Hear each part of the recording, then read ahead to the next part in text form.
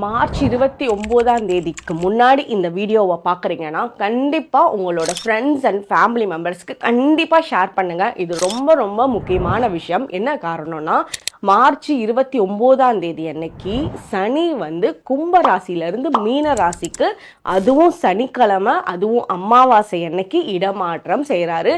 இது 30 வருஷத்துக்கு அப்புறம் இன்னைக்கு நடக்குது. இது உலகத்திலேயே ஒரு பெரிய மாற்றத்தை உண்டு பண்ணக்கூடிய ஒரு விஷயம். ரொம்ப முக்கியமான நாள். இந்த அன்னைக்கு நீங்க என்ன பண்ணலாம்னா, கும்ப ராசிக்காரர்களை தவிர மீதி எல்லா ராசிக்காரர்களும் சில விஷயத்தை இந்த அன்னைக்கு ஃபாலோ பண்ணுங்க.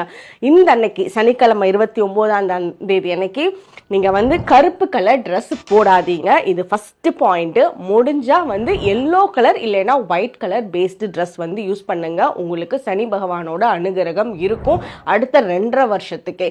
அதுக்கு மேல இந்த அன்னைக்கு வெளியே சாப்பிட வேணாம். தேவையில்லாத யாருக்கூடையும் சண்டைகள் போட்டுக்க வேண்டாம்.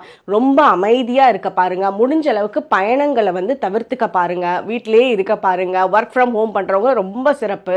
அதுக்கு மேல நீங்க யார் கூடயாவது இவங்க கிட்ட பேசினா இந்த அன்னைக்கு சண்டை வரும் அப்படின்லாம் நினைச்சீங்கன்னா அந்த அன்னைக்கு அந்த பேச்சுவார்த்தையை தவிர்த்துக்கோங்க.